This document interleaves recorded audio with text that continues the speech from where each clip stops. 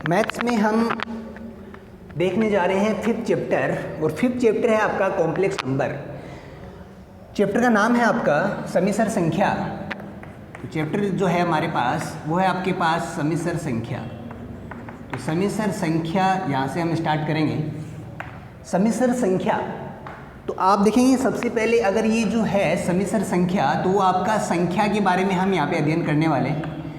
संख्याएं हम पहले से ही हमने अपनी छोटी क्लासों में बहुत सारी संख्याओं के बारे में हमने पढ़ा है, जहाँ पे आपके पास प्राकृत संख्याएं हैं, पूर्ण संख्याएं हैं, आपके पास पूर्णांक संख्याएं हैं, परिमेय संख्याएं हैं, अपरिमेय संख्याएं हैं, वास्तविक संख्याएं हैं। इन सभी संख्याओं के बाद भी हम पढ़ने जा रहे हैं समिश्र संख्याएं। तो आपके माइंड में जो सबसे पहला क्वेश्चन आपके माइंड में आता है कि सर समिश्र संख्याएं क्या होती हैं, तो सबसे पहले आपके माइंड में आता है समिश्र संख्याएं क्या होती हैं। और उससे भी पहले आपके दिमाग में जो क्वेश्चन आता है वो ये आता है कि हमें समिश्र संख्या की आवश्यकता क्या है।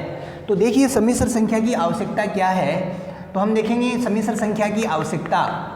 हमें समिश्र संख्या की जो समिश्र संख्या है की आवश्यकता कहाँ पे आई, जब हमारे पास इतने सारे नंबर हैं तो हमें ऐसी कौन सी प्रॉब्लम है हमारे पास जिनको सोल्व करने के लिए हमने समिश्र संख्याओं की हम हेल्प लेंगे। अब आप देखें मेरे प्यारे बच्चों, कुछ इक्वेशंस, कुछ समीकरण हम यहाँ पे देखने वाले हैं। समिश्र संख्याओं की आवश्यकता देखने से पहले आप देखेंगे कि हमने कोई दो संख्या माना कि मेरे पास a और b ये दो प्राकृत संख्या हैं, दो प्राकृत संख्या हैं।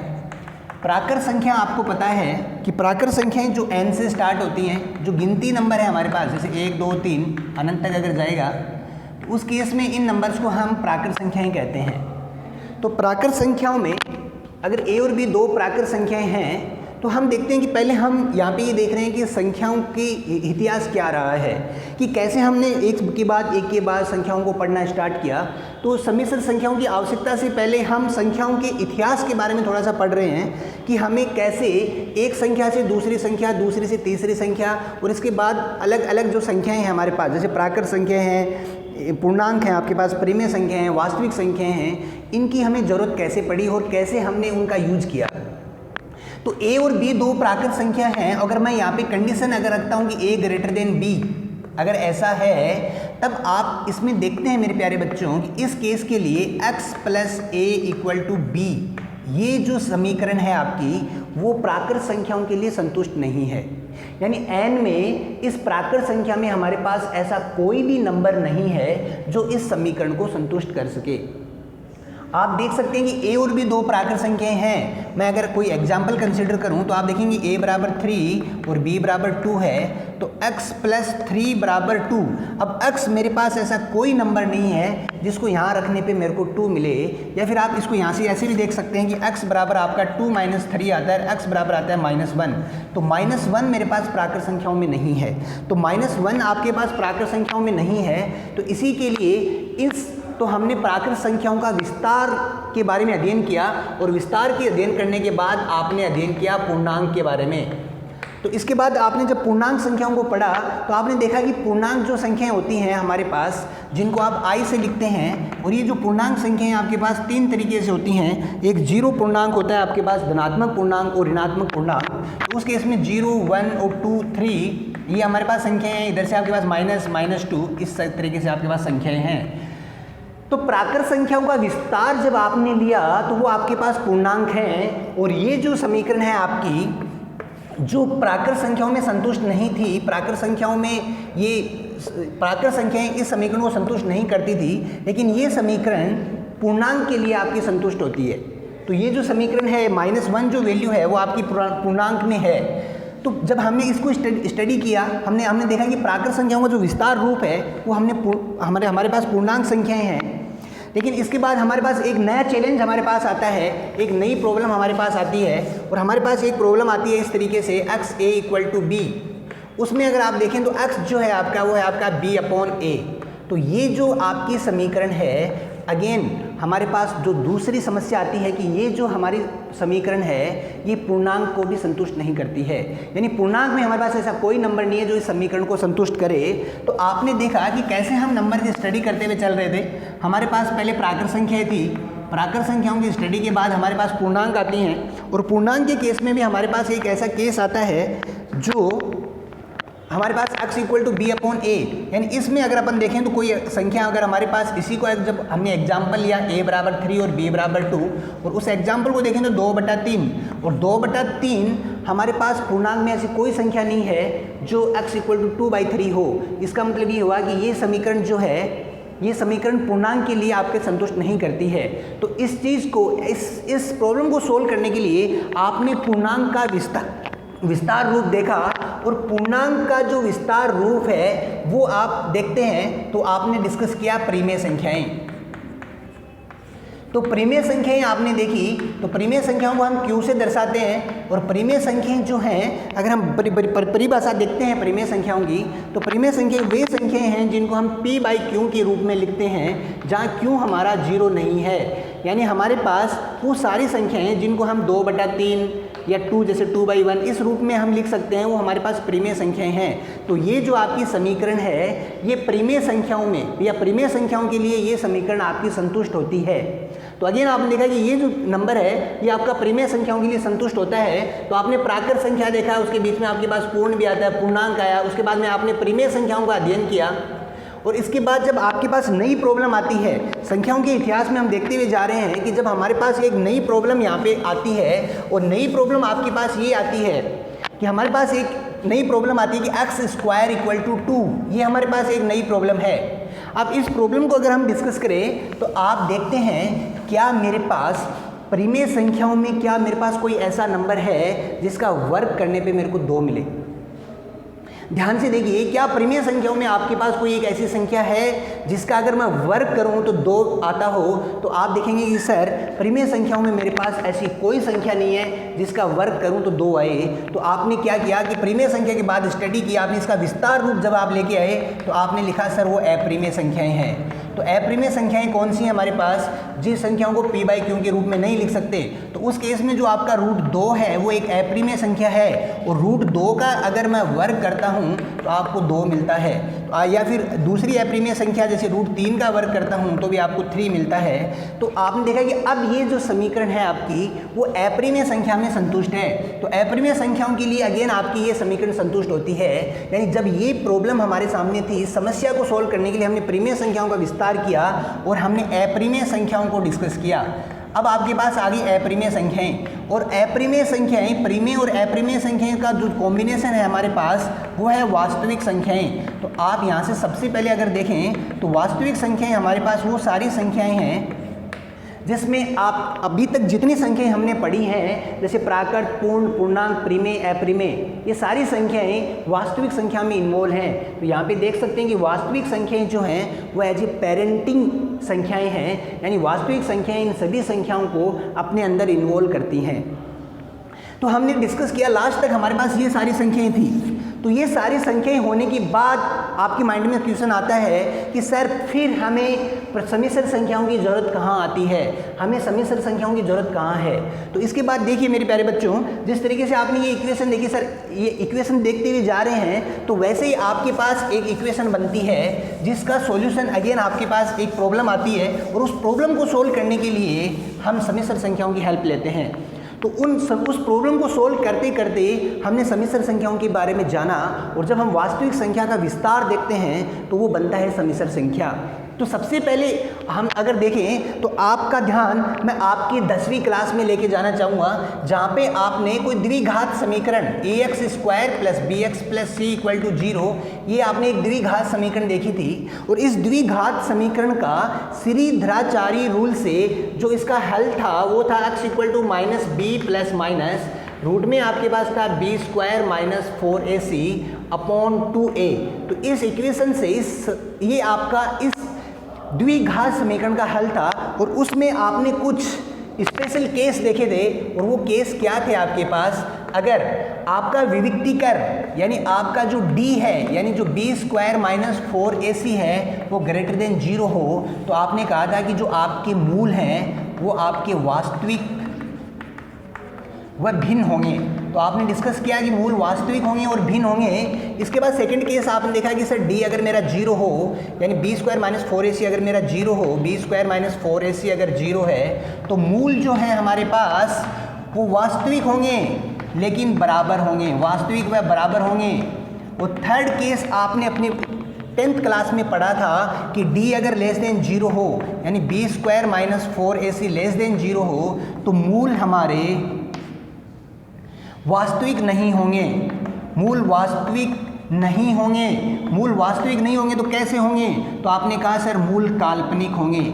और यहाँ पे हमने अपने 10th क्लास में जब भी हमारे पास मूल काल्पनिक थे तो हम आगे उसका हल नहीं निकालते थे और हम वो ऐसा लिखते थे कि हम मूलों को नहीं निकाल सकते हैं। यानी ये प्रॉब्लम आपके सामने आई कि उस केस में अगर इसका केस अगर हम डिस्कस करें तो आपने देखा कि सर अगर ये नेगेटिव है तो क्या होगा? तो आपने देखा कि अगर मान लो d लेस देन 0, मान लो d की वैल्यू -1 है, तो d की वैल्यू अगर मैं -1 पुट करूं तो x equal to -b plus minus root -1/2a कुछ इस तरीके से बनता है। तो प्रॉब्लम आती है कि -1 का वर्गमूल, तो -1 का वर्गमूल हमारे पास नहीं है। तो सबसे बड़ा जो चैलेंज है कि -1 का वर्गमूल, आपने अभी तक जो संख्याएं ली हैं उन संख्याओं में आप देखेंगे कि जो वर्गमूल हमने देखा है वो हमेशा हमने धनात्मक संख्याओं का देखा है। ऋणात्मक संख्याओं का वर्गमूल, ऋणात्मक संख्याओं का जो वर्गमूल है हमारे पास वो हमने अभी तक की अपनी स्टडी में नहीं निकाला है। तो ऋणात्मक संख्याओं का वर्गमूल हमने अभी तक की जो पढ़ाई की उसमें नहीं निकाला है। आपने अगर 4 का वर्गमूल निकाला है तो 2 आया आपके पास, 9 का निकाला है तो 3 आया है, लेकिन अभी तक आपने ऐसा कोई प्रॉब्लम सोल्व नहीं की है जहाँ पे -4 का वर्गमूल आपने निकाला है।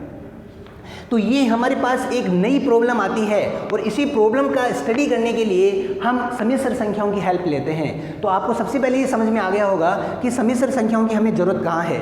तो समिश्र, यहाँ पे इस प्रॉब्लम को अगर अपन देखें तो √-1 यानी -1 का वर्गमूल हमारे पास नहीं है और ये हमारे पास एग्जिस्ट नहीं करता था, हम नहीं निकाल पाते थे। तो अपने 10th क्लास में हम इसमें लिखते थे कि जो मूल होंगे हमारे पास वो काल्पनिक होंगे। तब हमारे पास एक नई समीकरण बनती है आपके पास और उस समीकरण का हल निकालने के लिए अब आप देखेंगे मेरे प्यारे बच्चों कि x square plus 1 equal to 0 और x स्क्वायर इक्वल टू -1 और x equal to plus minus root -1, यानी हमारे पास वास्तविक संख्याओं में कोई ऐसी संख्या नहीं है जिसमें हम -1 का वर्गमूल निकाल सकें।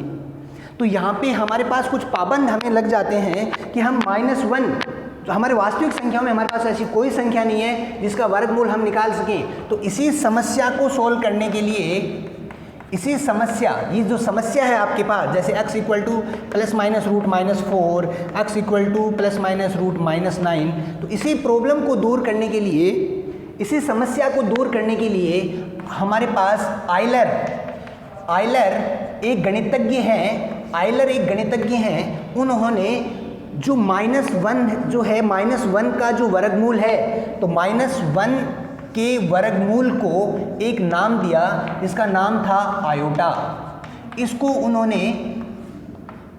इसको एक नाम दिया और वो है आयोटा, जिसको हम आई से लिखते हैं। तो आयलर ने इस समस्या को सोल्व करते हुए, देखिए मेरे प्यारे बच्चों, हमने ये डिस्कस किया है कि आवश्यकता ही आविष्कार की जननी होती है। जैसे जैसे हमारी आवश्यकताएं बढ़ती हैं, हमारे नए नए आविष्कार होते हैं और इसीलिए आप साइंस पढ़ते हैं कि हम कैसे नई नई चीज़ों को हम विस्तार करें, उनके बारे में जानें और समझें। और यही चीज़ें सीखने के लिए, यही अपने दिमाग को इस लेवल पर डेवलप करने के लिए आप साइंस पढ़ते हैं। आपने देखा कि कैसे हमारे गणितज्ञों ने प्राकृत के बाद पूर्ण, पूर्णांक, परिमेय, अपरिमेय, वास्तविक संख्याएं एक के बाद नई चीज़ों को रिसर्च किया और आपने समिश्र संख्याएं पढ़ी। और इसके बाद भी नई नई अगर प्रॉब्लम आती हैं तो उनसे रिलेटेड प्रॉब्लम को सोल्व करने के लिए नई संख्याओं का भी आविष्कार होगा और हो सकता है कि वो आविष्कार आप में से कोई बच्चा करे। तो हम यहाँ से देखें तो √-1 को इस आयलर गणितज्ञ ने आयोटा दिया। तो आयोटा की जो वैल्यू है वो आपके पास √-1 है और आयोटा की वैल्यू जो √-1 है, इसी को ही आपने काल्पनिक संख्या कहा है। तो ये जो संख्या है आपकी, इसको आपने काल्पनिक संख्या बोला है। तो आयोटा की वैल्यू है √-1, जिसको आपने काल्पनिक संख्या कहा है। और ये काल्पनिक संख्या का अब आप देख सकते हैं सॉल्यूशन, तो x बराबर ये बन गया प्लस माइनस आयोटा। और इसी केस में अगर अपन सेकंड देखें तो x इक्वल टू जैसे प्लस माइनस √-4 जो है, इसको अगर हमें सोल्व करना है तो आप सोल्व करेंगे इस आयलर की हेल्प से, इस आयोटा की हेल्प से। तो आयोटा की हेल्प से सोल्व करने के लिए आपने देखा x equal to plus minus, इसको लिखा √4 × √-1। तो x इक्वल टू बन गया प्लस माइनस √4 बन गया 2 और ये बन गया आपका आयोटा। तो इस तरीके से आपने कहा कि ये जो संख्या निकल के आती है ये आपकी काल्पनिक संख्या है। अब आपका जो सवाल था आपके दिमाग में सबसे पहले सवाल कि सर समिश्र संख्याएं क्या हैं, तो मेरे प्यारे बच्चों वास्तविक संख्या का विस्तार समिश्र संख्या है, यानी वास्तविक संख्या को अगर मैं काल्पनिक संख्याओं के साथ अगर ऐड कर देता हूं तब हमें मिलती है वास्तविक संख्या का समिश्र संख्या। तो आप देखेंगे वास्तविक संख्या a अगर कोई वास्तविक संख्या है आपके पास तो हम समिश्र संख्या को दिखाएंगे z से निरूपित करेंगे, और z जो है आपका वो वास्तविक संख्या और काल्पनिक संख्याओं का कॉम्बिनेशन है, तो a प्लस आयोटा b। तो इस तरीके से जो हमारी संख्याएं हैं z equals to a plus iota b, z से हम किसी भी समिश्र संख्या को दर्शाएंगे, ये आपकी वास्तविक संख्या है, ये आपकी काल्पनिक संख्या है, और दोनों संख्याओं को जब हम इस फॉर्म में लिखते हैं और इस रूप को आप समिश्र संख्या बोलते हैं। तो सबसे पहले आपको दिमाग में समझ में आया कि हम समिश्र संख्याओं की हमें ज़रूरत कहाँ है, हमें समिश्र संख्याओं की आवश्यकता क्यों पड़ी, और उस प्रॉब्लम को सोल्व करते हुए हम किस तरीके से समिश्र संख्या तक पहुँचे वो हमने यहाँ पे डिस्कस किया है। तो इससे पहले हम समिश्र संख्या के बारे में पढ़ें। समिश्र संख्या के बारे में पढ़ने से पहले जो एक मैजिक जो जादू वाली संख्या आपके सामने आई है, और जो जादू वाली संख्या आप देख सकते हैं एक अजीब सी आई ऐसे लेके जिसका नाम है आयोटा, जिसको हिंदी में लिखते हैं हम इस तरीके से आयोटा, और उसका मान है -1 का वर्गमूल। तो इस संख्या की जो ये मैजिक संख्या है आपके पास, तो सबसे पहले हम इस मैजिक संख्या के बारे में पढ़ेंगे, इसके रूप हम पढ़ेंगे, इसके कैसे ये आयोटा जो है ये किस तरीके से बिहेव करता है, इसके बिहेव के बारे में हम यहाँ पे सबसे पहले पढ़ेंगे। तो सबसे पहले जो आयोटा है आपके पास, आयोटा की वैल्यू है √-1। तो समिश्र संख्या पढ़ने से पहले हम पढ़ेंगे आयोटा। तो सबसे पहले हम आयोटा की घातें देखेंगे। तो हम जो आयोटा है आपके पास उसकी घात हम देखने वाले हैं। तो आयोटा की पूर्णांक घात, इसके बारे में हम देखेंगे। तो आयोटा की धनात्मक घातें, आयोटा की धनात्मक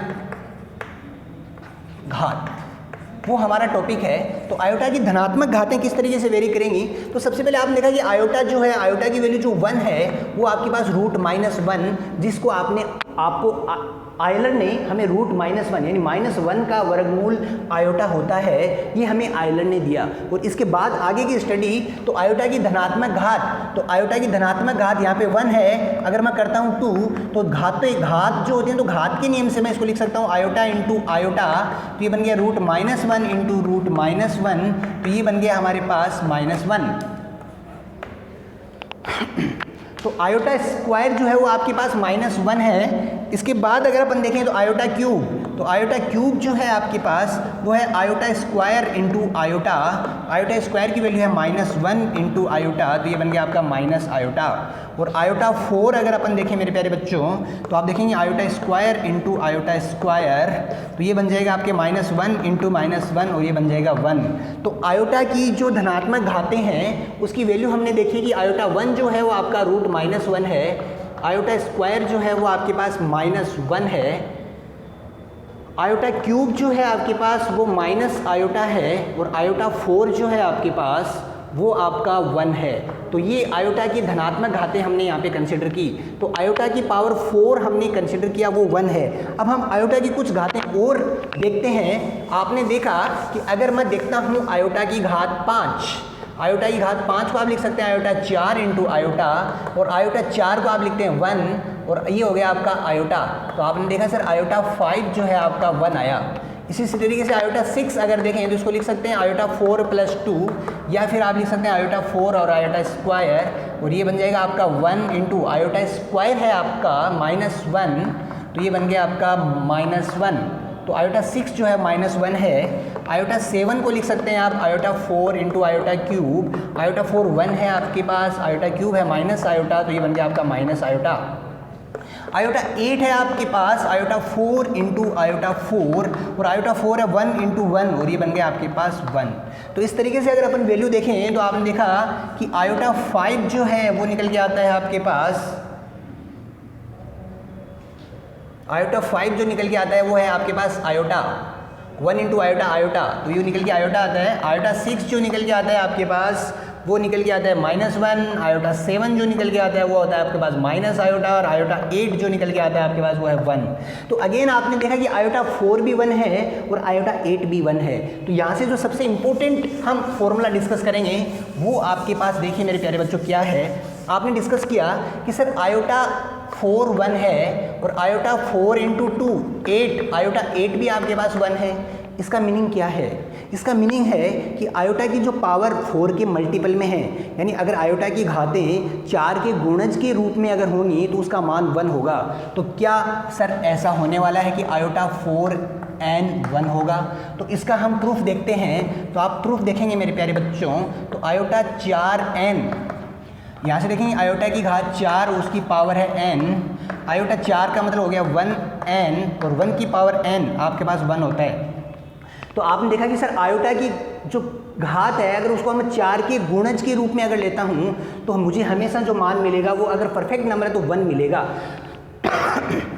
तो यहाँ से हम जो आयोटा है हमारे पास उसके मैजिक रिजल्ट देखेंगे, कुछ जादुई परिणाम हम यहाँ पे देखने वाले हैं। कुछ जादुई परिणाम आपने इधर से देखे हैं। अब आयोटा की कुछ वैल्यूज, जैसे आयोटा 37 अगर आपको निकालना है तब आप क्या करने वाले हैं, इस 37 को 4 के गुणज के रूप में लेंगे। तो 4 के गुणज के रूप में कैसे लेंगे कि जो 37 है उसको आप 4 से भाग देंगे तो ये बन जाएगा 4 9 चौक 36 बन जाएगा आपके पास, और जो शेष पहला वो आपका होगा 1। तो जो 37 है उसको आप लिख सकते हैं 4 × 9 + 1। इसका मतलब क्या हुआ, यहाँ से हम देखेंगे तो क्वेश्चन को लिख सकते हैं आयोटा 37 को 4 × 9 + 1। आप देखिए मेरे प्यारे बच्चों, आपको पता है कि जो संख्या 4 के गुणज में है वो हमेशा हमें 1 देगी। तो आप यहाँ से डायरेक्ट लिखें तो आयोटा 4 × 9 इंटू, इसको हम सेपरेट करें तो आयोटा की पावर 1, और ये जो मान है आपके पास 1 × आयोटा। तो आपने देखा कि आयोटा 37 आपका आयोटा है, यानी आयोटा रेज़ टू पावर 1 है। इसका मीनिंग क्या है? मीनिंग देखिए, अगर मैं 4 के गुणज के रूप में अगर इसको लिखता हूँ तो जो शेष फल होगा वो मुझे आयोटा की पावर में शेष फल को अगर मैं लिखता हूँ तो वो मेरा आंसर होगा। आप देखिए डायरेक्ट अगर आप इसको इस फॉर्म में भी लिख के वहाँ पे आंसर निकाल सकते हैं, या फिर केवल शेष फल को अगर आप कंसिडर करें तो आप डायरेक्ट भी उसका आंसर निकाल सकते हैं। हम इसकी भी एक बार प्रैक्टिस कर लेते हैं। आप देखेंगे, आप देखते हैं सर आयोटा 52 है आपके पास, तब आप देख सकते हैं कि सर 52 क्या है मेरे पास। 52 को अगर मैं 4 से डिवाइड करता हूँ तो 4 × 1 = 4 और ये अगर 1 12 4 3 12 4 3 12 0, तो मेरे पास शेष फल 0 है।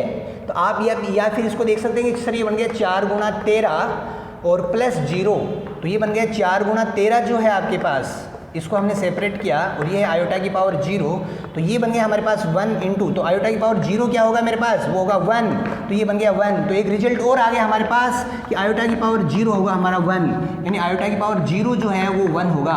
तो ये रिजल्ट भी आपने यहाँ से कंसिडर किया। तो सिंपली अगर आप देखते हैं कोई भी रिजल्ट अगर हमें निकालना है तो हमें कुछ नहीं करना, आपको उसको आयोटा जैसे 42 है तो आप देखेंगे कि सर 42 को अगर मैं 4 से भाग देता हूँ तो शेष फल मेरा एज आंसर मुझे लेना है। तो 42 को अगर मैं भाग देता हूँ तो 10 बार मेरा भाग पूरा जाता है, शेष फल बचता है मेरा 2।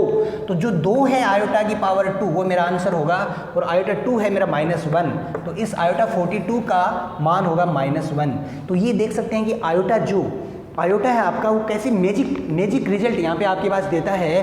अब कोई भी वैल्यू अगर आप निकालना चाहिए, जैसे आयोटा की पावर 93 है, तो आप देख सकते हैं कि 93 को अगर आप 4 से डिवाइड करते हैं तो 4 × 2 = 8, रिमाइंडर आया 4 दूनी 8, 1 13, 4 3 12, शेष फल 1 आता है, तो आयोटा की पावर 1, ये इसका आंसर हो गया। तो इस तरीके से हम इनके डायरेक्ट आंसर निकाल सकते हैं।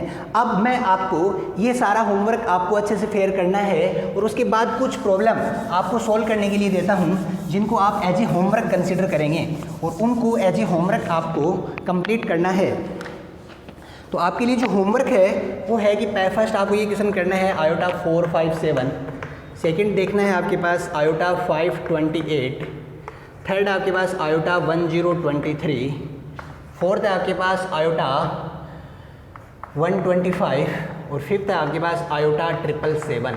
तो यहाँ से देखिए मेरे प्यारे बच्चों, सबसे पहले हमने देखा कि आयोटा की हमें जो सम्मिश्र संख्या हमने पढ़ी उसकी हमें ज़रूरत कहाँ थी। उसके बाद हमने देखा कि सम्मिश्र संख्या क्या है, उसके बारे में हमने स्टडी की, और उसके बाद हमने देखा कि सम्मिश्र संख्या की हमें ज़रूरत कहाँ पड़ी, और उसके बाद हमने हमारे आयोटा क्या है उसके बारे में हमने देखा।